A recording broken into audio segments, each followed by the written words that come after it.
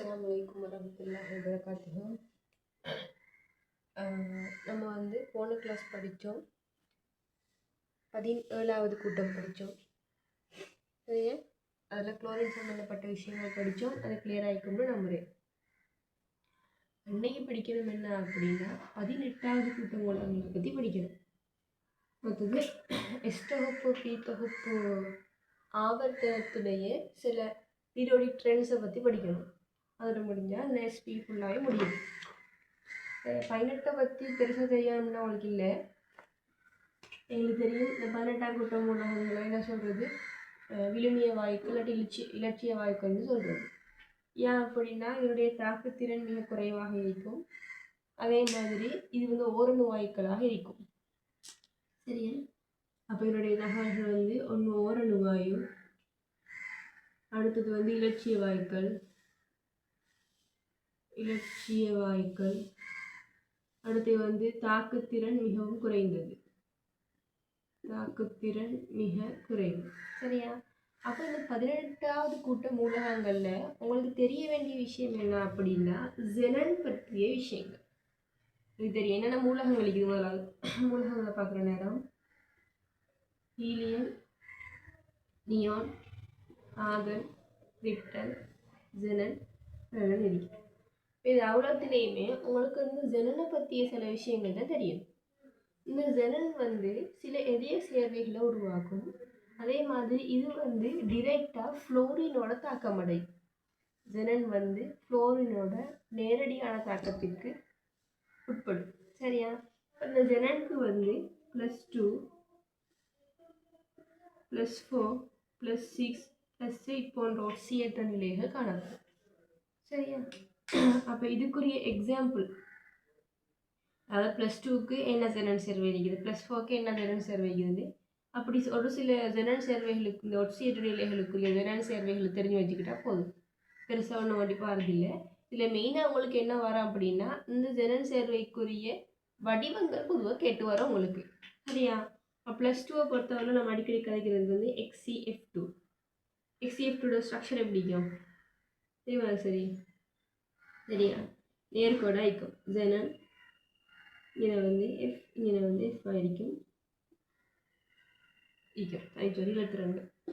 +4 பொறுத்தவரையில் XCF4. சரி. அப்போ என்னென்ன ஹெடிங் போடுங்க. 18வது கூட்ட மூலகங்கள் நிறைய சேர்வைகள், இப்படி 18வது கூட்ட மூலகங்கள் போட்டு 4 விஷயங்களும் எழுதுங்க. எழுதிட்டு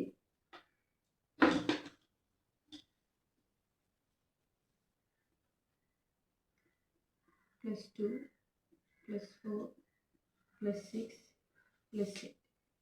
சரியா? +8. இப்போ +4 பொறுத்தவரையில் XCF2 வடிவத்தை சொல்லலாம் நேர்கோடு. இது மூலக்கூற்று வடிவம். இலத்திரன் கேத்திரக்கணித வடிவம் பார்க்கணும் இப்படி வரும். சரியா? ரைட். அதே மாதிரி XCF4 +4க்கு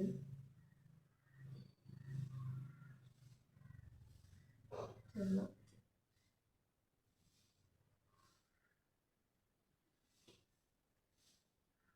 +6க்கு XCF6 வரும். அதே மாதிரி XCO3 வரும். ஜெனன் ஆக்சைடு. சரியா? அப்போ XCF4 பொறுத்தவரையில்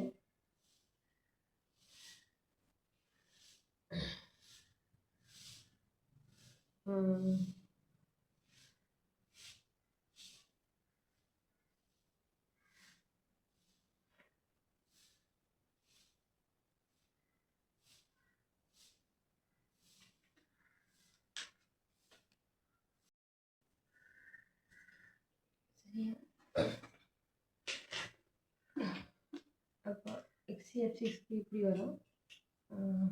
இதில் இப்படி ஒரு தனிச்சொடியும் வரும். சரியா? அது XCO3 அழிக்கிற நேரம் அது இருக்கும். சரி. XCO8 அழிக்கிற நேரம் அதாவது +8 ஒட்சியேற்ற நிலைக்கு XCO4 சொல்கிறது. +8 ஒட்சியேற்ற நிலை இது நான்முகியாக இருக்கும். நன்முகியாக இருக்கு. சரித்தானே? இந்த விஷயத்தை எழுதிக்கோங்க. சரி, அப்போது ஊழல்னா ஜனனை பற்றி நீங்கள் தெரிஞ்சு கொள்ள வேண்டிய விஷயங்கள். மற்ற எல்லாமே ஆல்மோஸ்ட் உங்களுக்கு தெரியும். அப்படின்னா இலக்கரிசி வேறும் தெரியறதுக்கு மாதிரி இல்லை. அந்த நார்மலான ஐடியாஸ் வந்து உங்களுக்கு இருக்குது 18வது கூட்ட ஊடகங்களை பொறுத்தவரையில். சரி, ரைட். அப்போ அடுத்து படிக்க போகிறோம் என்ன அப்படின்னா, இது கொஞ்சம் முக்கியம். எஸ்பி தொகுப்பு மூலகங்களில் ஆவர்த்தன போக்கு. அந்த ஆவர்த்தன போக்கில் வந்து கிட்டத்தட்ட 4 விஷயங்கள் நீங்கள் படிக்க வேண்டி வரும். முதல்ல என்ன அப்படின்னா, அதனுடைய ஆக்சைட்ஸ் எப்படி மாறுது. மெயினாக நாங்கள் பார்க்க போகிறது 3ஆம் ஆவர்த்தனத்தை வச்சு தான். இந்த 3ஆம் ஆவர்த்தனத்தில் ஆக்சைட் எப்படி, ஆக்சைடு இயல்புகள் எப்படி, அதனுடைய தாக்கங்கள் எப்படி, OH எப்படி, ஹைட்ரைடு எப்படி, அதாவது ஹைட்ராக்சைடு எப்படி, ஹைட்ரைடு எப்படி, அடுத்து வந்து அதனுடைய குளோரைடு இயல்புகள் என்ன மாதிரி மாறுது அப்படிங்கிற 4 விஷயங்களை பற்றி பார்க்க போகிறோம். சின்ன விஷயங்கள் தான் இந்த MCQ அப்படிலாம் வரும். சரியா? அதே மாதிரி ஸ்ட்ரக்சரில் 1-2 கேள்வி வரும். சும்மா ஒரு லேசான ஐடியாவில் தான் ஞாபகம் வச்சுக்கிட்டா ஈஸி. அப்போ ஹெடிங் போடுங்க, எஸ்பி தொகுப்பு மூலகங்களால் காட்டப்படும் ஆவர்த்தன இயல்பு, ஆவர்த்தன போக்கு. சரி, ரைட். அதில் முதலாவது ஹெடிங் போடுங்க, அதனுடைய உலோக இயல்புகள். உலோக இயல்புகள் உலோக இயல்புகளை பொறுத்தவரையில் உங்களுக்கு தெரியும். சரியா?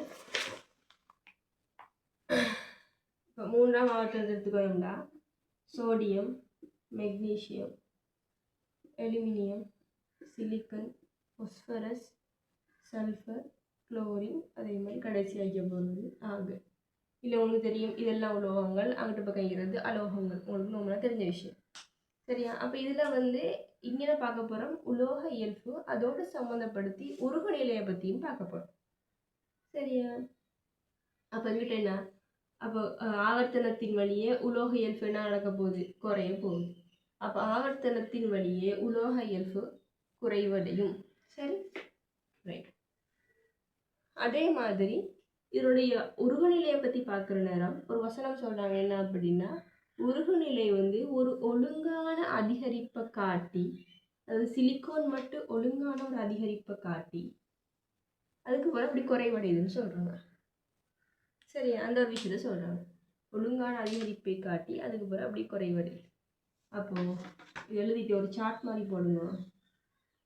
இதனுடைய முதலாவது இதனுடைய உருகுநிலை பெருமானங்களை பார்ப்போம். மெல்டிங் பாயிண்ட், உருகுநிலை பெருமானங்களை பற்றி பார்க்கணும்.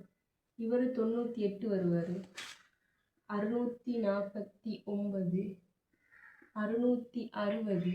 660, 1420, அதுக்கு பிறகு 44, 119, -101, -189 ஆகு. சரியா? அப்போ இது தன்னுடைய உருகுநிலை பெருமானங்களாக இருக்கும். அதே மாதிரி இதனுடைய பிணைப்பு வகையை பற்றி பார்க்குற நேரம் எங்களுக்கு தெரியும். சோடியம் என்ன, ஒரு மெட்டல், அதாவது ஒரு உலோகம். எழுதிக்கோங்க, எம்டா உலோகம், அதாவது உலோக பிணைப்பு. சரியா? அதே மாதிரி NCண்டா வலைப்பின்னல் பங்கீடு, வலைப்பின்னல் பங்கீடு. அதே மாதிரி சீண்டா பங்கீடு. சரியா? இப்போ இதை பொறுத்தவரை இவர் உலோக பிணைப்பு ஆயிப்பார். அதே மாதிரி மெக்னீசியம், அலுமினியம் 3மே உலோக பிணைப்புகளை உருவாக்கும். சரியா? சிலிக்கனை பொறுத்தவரையில் அவர் வலைப்பின்னல் பங்கீடு. பிணைப்பு வகைகள் வந்து எல்லாமே நீங்கள் செகண்ட் யூனிட்டில் படிச்சுப்பீங்க. நார்மலாக அந்த பிணைப்புகளை நான் சொல்லிட்டு போகிறேன் என்னென்ன பிணைப்பு அளிக்குதுன்னு. மற்றது எல்லாமே வரப்போகுது என்ன, பங்கீட்டு வழி பிணைப்புகளாக இருக்கும், கோவலன் பண்டாக இருக்கும். ஆகன் வந்து பிணைப்புகளை உருவாக்காது. சரியா? அப்போ இந்த விஷயங்கள் உங்களுக்கு தெரியும். சரி, அப்போ சார்ட் அடித்து இந்த விஷயங்களை எழுதி சும்மா நான் வந்து MMD போட்டுட்டு போங்க, இந்த லெட்டர்ஸை போட்டு போங்க. அப்புறம் அந்த லெட்டர்ஸை என்னதையெல்லாம் குறிக்குது அப்படின்னு எழுதிக்கிட்டால் உங்களுக்கு ஈஸியாக இருக்கும். சரியா?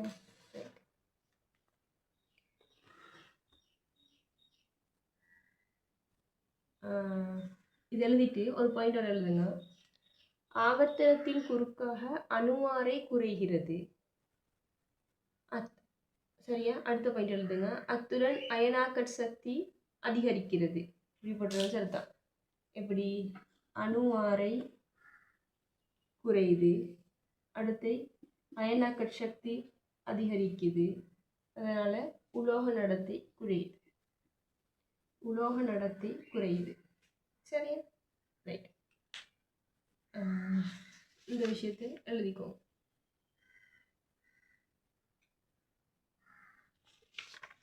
சரி, அந்த விஷயங்கள் அதனுடைய உலோக இயல்புகள் சம்பந்தப்பட்டதாக இருக்கும். சரி, அடுத்தது இருக்குது அதனுடைய ஆக்சைடுடைய இயல்புகள். அப்போ முதலாவது போடுங்க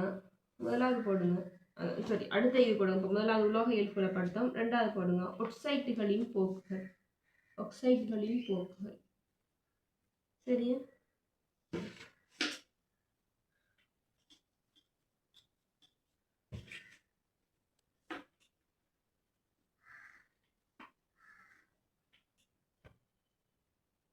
ஆக்சைடுகளில் போக்குகளை பற்றி உங்களுக்கு தெரியணும் என்ன அப்படின்னா, இங்கே நம்ம பொதுவாக உயர் ஒட்சியேற்ற நிலைகளுக்குரிய ஆக்சைடுகளை பற்றி தான் பார்க்க போகிறோம். இப்போ எங்களுக்கு தெரியும், இப்போ குளோரினை பொறுத்தவரையில் -1 இருக்குது, அதே மாதிரி +7 இருக்குது.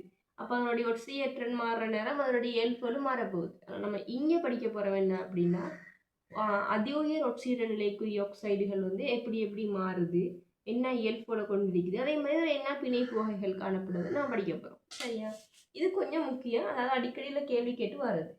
சரி, அப்போ இதில் நம்ம படிக்க வேண்டிய விஷயம் என்ன அப்படின்னா, Na2O, MgO, Al2O3, SiO2, P4O10, SO3, இருக்குது Cl2O7 நிற்குது. சரியா? Cl2O7 நிற்குது. அப்போ இதனுடைய முதலாவது விஷயம் உங்களுக்கு தெரியணும், ஒட்சியேற்று எண்கள் என்னென்ன இருக்குது, அதனுடைய உயர் ஒட்சியேற்ற நிலைகள் என்னென்ன இருக்குதுன்னு தெரியணும். இப்போ இதை பொறுத்தவரையில் +1, +2, +3, +4, அதே மாதிரி இங்கே +5, +6, +7 ஒட்சியேற்ற நிலைகள் நிற்க போகுது, அதிகரிச்சுட்டு போகும். பிணைப்பு வகைகளை பொறுத்தவரையில் இதனுடைய இப்போ இது மூணுமே யார் எப்படிப்பட்டவங்களா இருப்பாரு, அயன் பிணைப்புகளை உருவாக்கும். Na2O எங்களுக்கு தெரியும், இது எல்லாமே ஒரு மெட்டல்ஸ். சரியா? உலோகங்கள். அப்போ பொதுவாக உலோகங்கள் அயன் பிணைப்புகளை தான் உருவாக்கும். அப்போ இவங்க எல்லாமே அயன் பிணைப்புகளை உருவாக்குற மாதிரி வருவாங்க. இதில் இருந்த SiO2 எப்படிப்பட்டாருன்னா, அவர் வலைப்பின்னல் பங்கீட உருவாக்குற ஒருத்தராக இருப்பார். மற்ற எல்லாமே கோவலன் பிணைப்புகளை உருவாக்கும், அதாவது பங்கீட்டு வழி பிணைப்புகளை உருவாக்கக்கூடியவங்களா இருப்பாங்க. சரியா? அடுத்து இந்த ஆக்சைடுகளுடைய நடத்தை எப்படி, அதனுடைய இயல்புகள் எப்படின்னு உங்களுக்கு தெரியும்.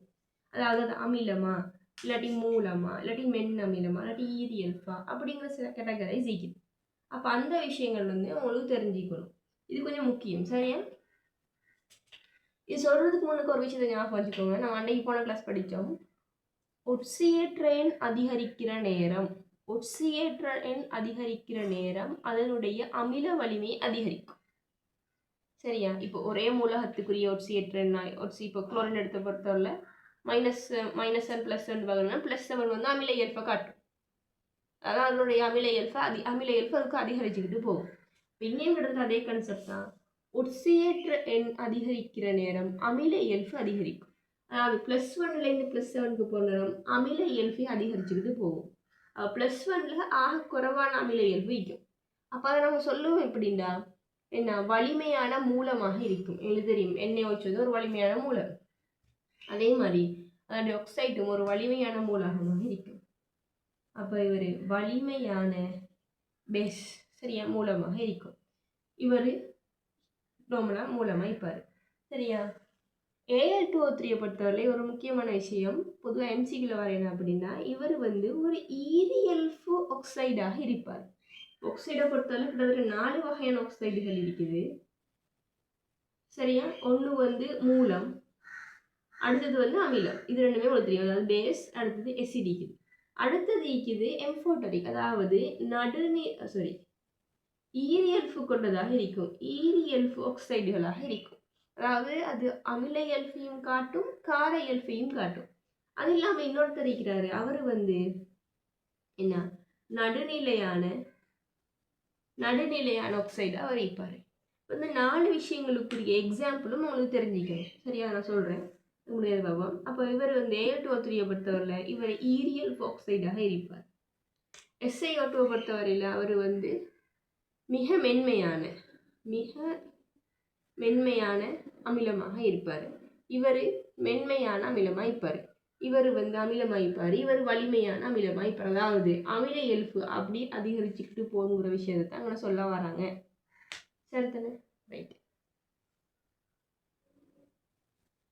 அப்போ ஹெட்டிங் போடுங்க. அமில என்ன ஹெட்டிங் போட்டுக்கிறீங்க? ஆக்சைடுகளோட போக்குன்னு போட்டுட்டு உயர் ப்ராக்கெட்டில் போடுங்க. உயர் ஒட்சியேற்ற நிலைக்குரிய ஆக்சைடுகள். அதில் வந்து போடுங்க ஒட்சியேற்ற எண்கள், பிணைப்பு வகை, அதனுடைய நடத்தைன்னு போட்டு இந்த சார்ட் அப்படி எழுதுங்க. சரி,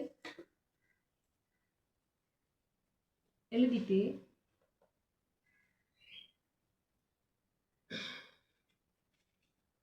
சரியா நான் சொல்கிற விஷயங்கள் எழுதுங்க. அதாவது அந்த ஒவ்வொரு ஆக்சைடுகளுக்குரிய எக்ஸாம்பிள்ஸ் தர எழுதிக்கோங்க. முதலாவது என்ன அப்படின்னா கார ஆக்சைடுகளுக்கு நான் இப்போ இது சம்மந்தமாக இல்லாமல் காமனாகவே தரேன். என்னென்னா பொதுவாக கார ஆக்சைடுகள் வர்றது, அமில ஆக்சைடு, அதுக்குரிய எக்ஸாம்பிள்ஸை உங்களுக்கு தரேன். சரியா, முதலாக நீங்கள் போடுங்க கார ஆக்சைட்ஸ். அதுக்கு ஒரு example Fe2O3, Na2O, MnO2, MgO, அது இல்லாமல் CrO, CuO, copper oxide, FeO. சரியா, இது எல்லாமே கார ஆக்சைடாக இருக்கும். அதே மாதிரி அமில ஆக்சைடுக்கு எக்ஸாம்பிள்ஸ், அதாவது அதனுடைய ஒட்சியேற்றன் அதிகரிக்கிற நேரம் அது ஒட்சியேற்றன் அதிகமாக உள்ள சேர்வைகள் வந்து அமில ஆக்சைடாக இருக்கும். Mn2O7, V2O5, CrO3,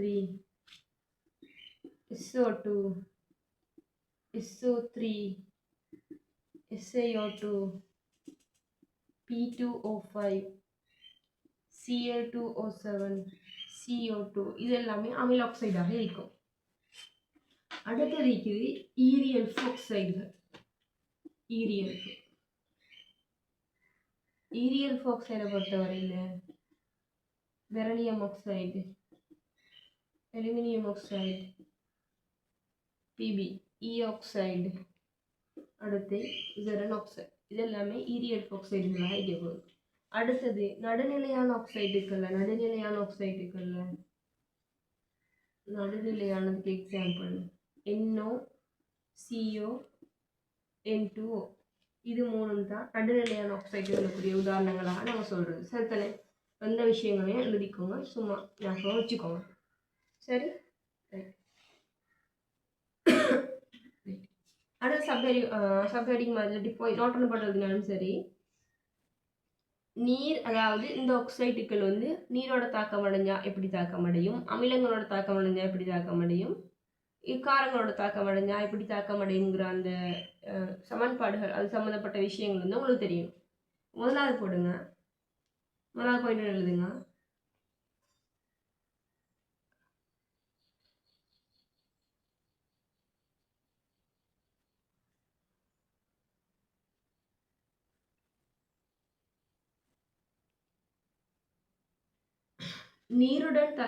நீருடன் தாக்கமடையும் போது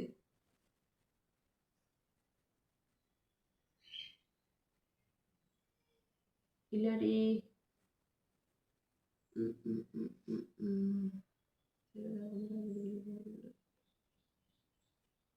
சரி, எப்படி படுங்க. நீர், அமிலங்கள், காரங்களுடன் ஆக்சைடுகளின் தாக்கங்களை போடுங்க. சரியா, அதை முதல்ல பார்ப்போம். Na2O, சரியா, சோடியம் ஆக்சைடு நீரோட தாக்கம் அடைகிற நேரம். அதே மாதிரி மெக்னீசியம் ஆக்சைடு நீரோட தாக்கம் அடைகிற நேரம். அதாவது எனக்கு தெரியும் இது ரெண்டுமே வந்து மூலங்கள். அப்போ இது வந்து நீரோட தாக்கம் அடைஞ்சால் இதன் மூலமாக உருவாக போகிறது வந்து அதனுடைய ஹைட்ரோக்சைடு உருவாக போகுது. ஹைட்ரோக்சைடு H2வாயும் சரி ஹைட்ரோக்சைடு உருவாக போகுது.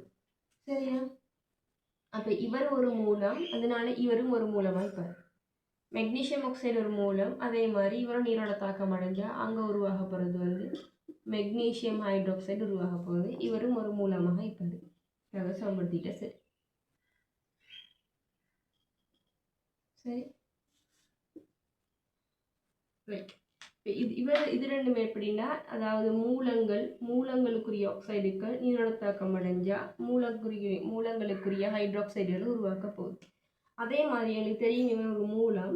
அப்போ இவர் ஒரு எசிடோட தாக்கம் அடையும். அதுக்கு எச்சிடோட தாக்கம் அடைகிற நேரம் அவர் உப்பையும் நீர், அதாவது கிட்டத்தட்ட அமிலக்கார தாக்கம் மாதிரி உப்பையும் நீரையும் தருவார். சரியா? தாக்கத்தை சமப்படுத்திட்டா சரி. அதே மாதிரி என்ஜிஓ இவரும் எச்சியலோட தாக்கம் அடைவார். தாக்கம் அடைஞ்சா MgCl2வும் H2Oவும் தருவார். சரி, தகவல் சமப்படுத்திக்கும். MgCl2வும் H2Oவும் தருவார். அப்போ இவர் அதாவது மூல ஆக்சைடுகள் நீரோட தாக்கம் அடைஞ்சா இப்படி வரும், அமிலங்களோட தாக்கம் அடைகிற நேரம் இப்படி வரும். சரி, அடுத்து இது எழுதுங்க. Al2O3 அமிலம் காரம் இரண்டுடன் தாக்கமடையும். அமிலம் காரத்துடன் தாக்கமடையும்.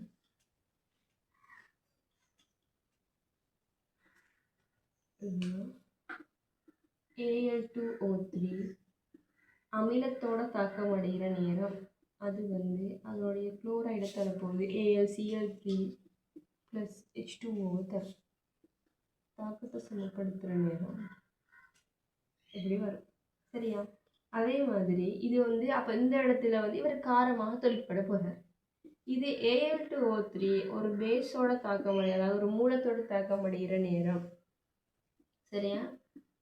இவர் இந்த இடத்துல ஒரு அமிலமாக தொழிற்பட போகிறார். தாக்கம் அடைகிற நேரம் NaAlOH4. சரியா? இப்படி ஒரு சேர்வையை உருவாக்க போகுது. இந்த இடத்துல ரெண்டு NaOH உருவாக்க போகுது. சரி, அப்போ இந்த தாக்கங்கள் தெரியும். சரி, அடுத்தே போடுங்க. SiO2 மென்னமிலம். SiO2 மென்னமிலம் வன்காரங்களுடன் தாக்கம் முடியும்.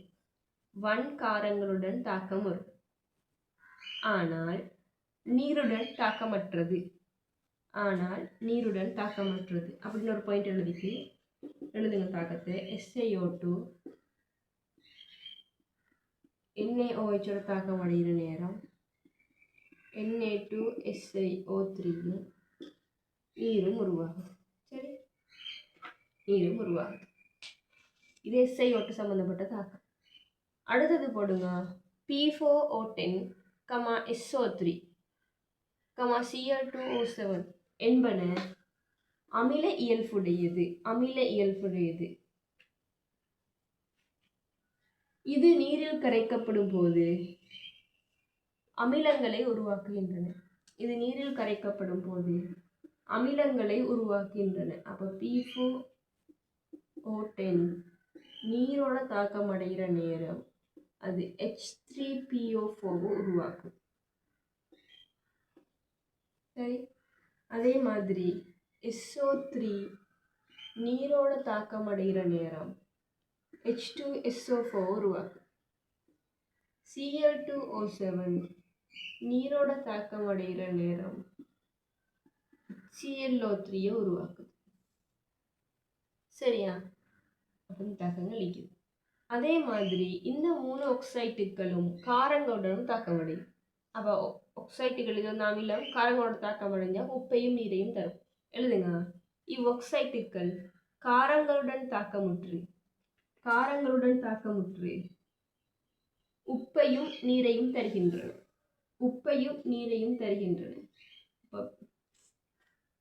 அப்போ P4O10 NaOH தாக்கம் அடைகிற நேரம் Na3PO4வும் H2Oவும் தருது.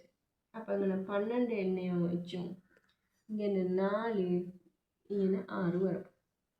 அதே மாதிரி SO3 NaOH தாக்கம் அடைகிற நேரம் Na2SO4வும் H2Oவும் உருவாக போகுது. இங்கே 2 வரும். அதே மாதிரி Cl2O7 NaOHோட தாக்கம் அடைகிற நேரம்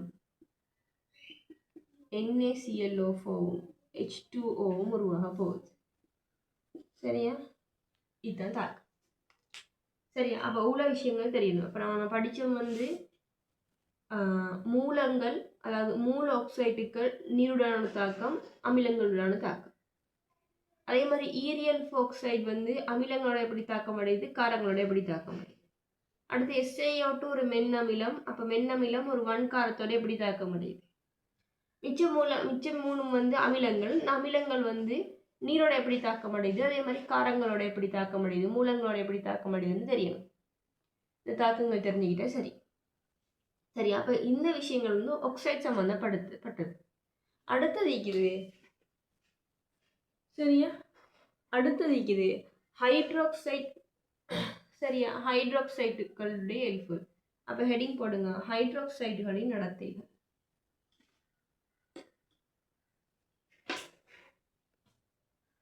ஹைட்ராக்சைடுகளின் நடத்தைகள். அப்போ NaOH, MgOH twice, AlOH thrice. சரியா, இப்படி எழுதுறேன். SiOH4, POH5, அடுத்து சல்ஃபர் OH6. சரியா, அடுத்து ClOH7. சரியா, ரைட். இது வித்தியாசமாகிற மாதிரி இருக்குதா? இவ்வளோ வயசுல பார்த்துக்கிறோமா?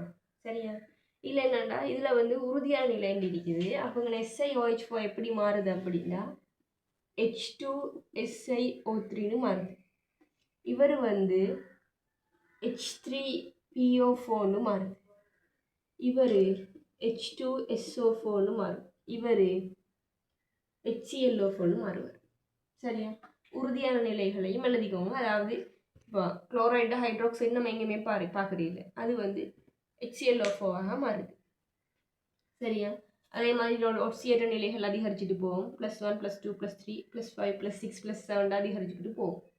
சரியா, உங்களுக்கு தெரியணும் என்ன அப்படின்னா முதலாய் போடுங்க. அப்போ இது வந்து உறுதியான நிலை. அடுத்து வரப்போது ஒட்சியேற்ற எண்கள்னு போட்டு +1 +7 மட்டும் வரப்போகுது. அடுத்த இது அதனுடைய பிணைப்பு வகைகள் எப்படிப்பட்டது. சரி, எங்களுக்கு தெரியும். இப்போ NaOH யாராக போகிறவர் வன்மையான மூலமாக இருப்பார். இவர் மூலமாக இருப்பார். சரியா, எலிமினேட்டட் ஆக்சைடு, அதாவது கிட்டத்தட்ட ஆக்சைடுக்குரிய இயல்புகளை தான் காட்ட போகுது. அப்போ எலிமினேட்டட் ஆக்சைடு வந்து ஈரியல்பாக இருந்தால் அதனுடைய ஹைட்ராக்சைடும் ஈரியல்பாக தான் இங்கே போகுது. இப்போ இவங்க எல்லாமே வந்து மிக மென்மையான, இவர் மிக மென்மையான அமிலம், இவர் மென்மையான அமிலம், இவர் அமிலம், இவர் வலிமையான அமிலமாக இருப்பார். சரிதானே, ரைட். அப்போ அந்த விஷயங்கள் உங்களுக்கு தெரியும். சரி, இது பிணைப்பு வகை கீழே எழுதாதீங்க, என்னுடைய நடத்தைக்கு கீழே எழுதுங்க. நடத்தை. சரி, இதனுடைய பிணைப்பு வகையை பார்க்குற நேரம் NaOH பொறுத்தவரையில் அவர் அயன் பிணைப்பை கொண்டிருப்பார். அதே மாதிரி மெக்னீசியம் ஹைட்ராக்சைடும் அயன் பிணைப்புகளை கொண்டிருப்பார். இது இல்லாமல் மற்ற எல்லாமே வந்து பங்கீட்டு வலு பிணைப்புகளை தான் கொண்டிருக்கும். சரியா, அப்போ இவங்க 2 பேரும் தான் அயன் பிணைப்புகளை கொண்டிருக்கும், மற்ற எல்லாமே பங்கீட்டு வலு பிணைப்புகளை கொண்டிருக்கும். சரியா,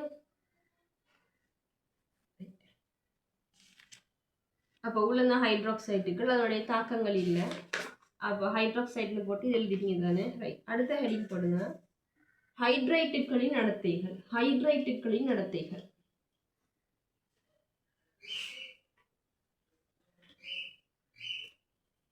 ஹைட்ரைட்டுகள் நடத்தையில் NaH, MgH2, AlH3,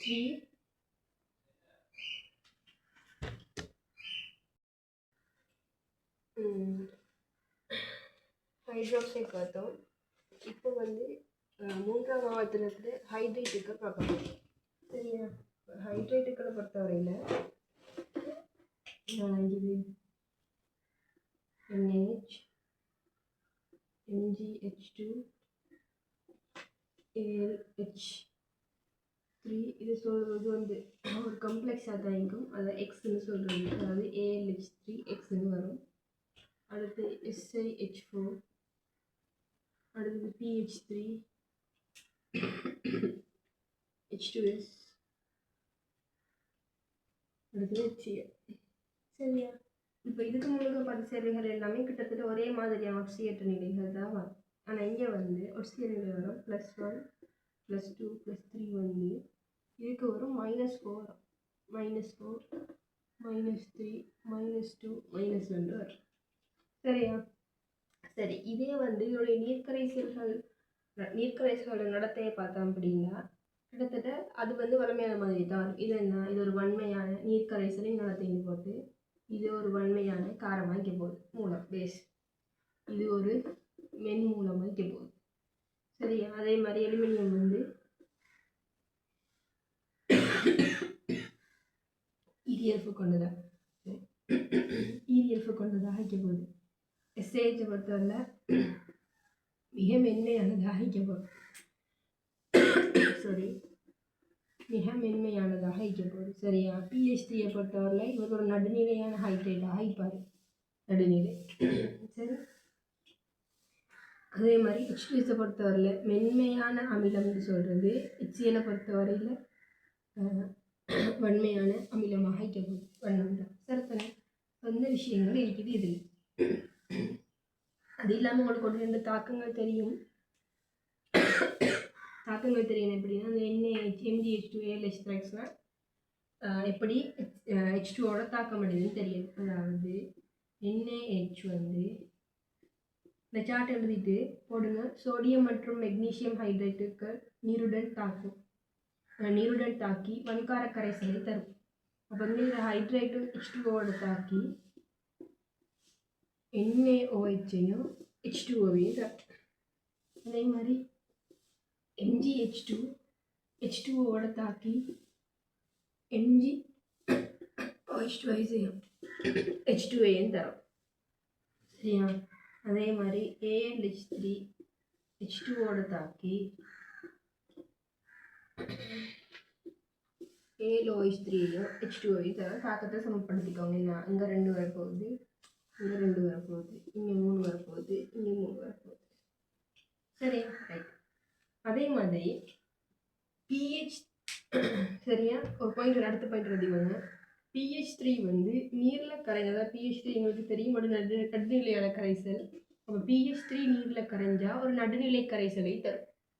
PH3 நீரில் கரையும் போது நடுநிலை கரைசலை தரும். சரியா? அடுத்த பாயிண்ட் எழுதிக்கோங்க. H2S, HCl என்பன நீரில் கரையும் போது அமில கரைசலை தரும். அதுக்குள்ள சமன்பாடு எழுதிக்கோங்க. H2S நீரில் கரைகிற நேரம் HS மைனஸையும் H3O ப்ளஸ்ஸையும் தரும். சரி, அதே மாதிரி HCl நீரில் கரைகிற நேரம் Cl மைனஸையும் H3O ப்ளஸ்ஸையும் தரப்போகுது. சரியா? இந்த விஷயத்தை எழுதிக்கோங்க. அடுத்தது இது. சரியா? இப்போ உள்ளமே ஹைட்ரேட்டுக்குள்ள விஷயம், சின்ன பாயிண்ட் தான் ஹைட்ரேட். அடுத்தது இது ஏலைட்டுக்களின் இயல்புகள். ஹெடிங் போடுங்க. 3ஆம் ஆவர்த்தனத்தில் ஏலைட்டுக்களின் இயல்புகள்.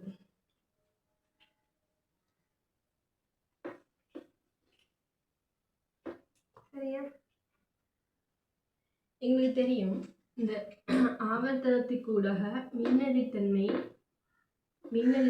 அதிகரிக்குது. அப்போ ஆவர்த்தனத்துக்கூடாக மின்னெதிர்த்தன்மை அதிகரிக்கிறதால குளோரைட்டுகளோட நீர்பகுப்பு திறனும் அதிகரிக்கும். மின்னெதிர்த்தன்மை அதிகரிக்கிறதால குளோரைட்டுகளோட நீர்பகுப்பு திறன் நல்லா அதிகரிக்கும். சரியா? ரைட். அப்போ அதில் வர விஷயங்கள் இந்த பாயிண்டே எழுதிக்கோங்க. சரியா? எழுதிட்டு சார்ட் அடிங்க. NaCl, MgCl2, AlCl3, SiCl4, PCl5, SCl. சரியா HCl2 சரியா இதான் என்னுடைய இதாக்கி போகுது இதோடைய ஒட்சியேற்றங்களை பார்க்கணும் +1 +2 +3 +4 +5 இங்கே வந்து +2 ஒட்சியேற்ற நிலையில் இயக்க போகுது சல்ஃபர் சரியா இதோடைய பிணைப்புகைகளை பார்த்தாலும் இது வந்து ஒரு அயன் பிணைப்பு வைக்க போகுது இதுவும் ஒரு அயன் பிணைப்பு வைக்க போகுது மற்ற எல்லாமே பங்கீட்டு பிணைப்பாக தான் வைக்க போகுது சரியா அதே மாதிரி நீர்க்கரைசல் நடத்தையை பார்க்குற நேரம் NaCl எங்களுக்கு தெரியும் யாரு உப்பு அதாவது ஒரு நியூட்ரல் ஆயிப்பாரு சரி அதுக்கப்புறம் வர எல்லாமே அதாவது அமிலத்தன்மை அதிகரிக்க போகுது இவர் வந்து மிக மென்மையான அமிலம் வைக்க போறாரு மற்ற எல்லாமே அமிலமாகத்தான் நிற்க போகுது சரியா அப்ப எங்களுக்கு தெரியும் NaCl வந்து ஒரு நடுநிலை அப்ப அதை தாண்டி வர எல்லாமே இந்த அமில இயல்பு கொண்டதாக இருக்கும் சரி ரைட் அப்ப இந்த சார்ட் எழுதிட்டு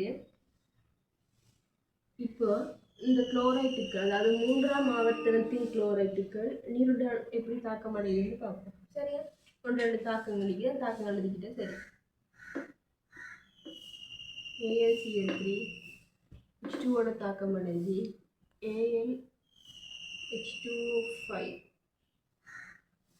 OH 2+ஐயும் ப்ளஸ் H3O +ஐயும் 3Cl- தருது அதே மாதிரி SiCl4 நீரோட தாக்கம் அடைஞ்சு சமப்படுத்தினா 7 வருது சரியா நீரோட தாக்கம் அடைகிற நேரம் SiO2வும் 4 HCl தருது அதே மாதிரி PCl5 நீரோட தாக்கம் அடைகிற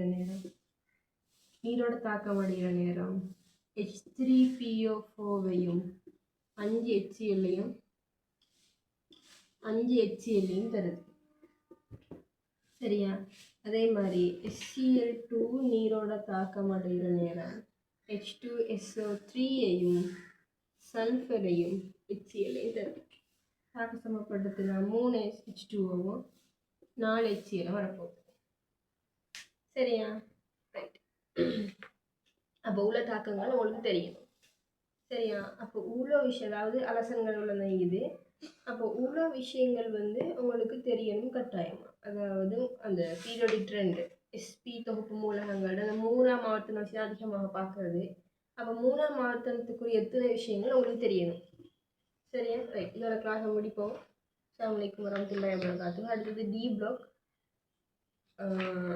ஸ்டார்ட் ஆகும் சரியா அஸ்ஸலாமு அலைக்கும்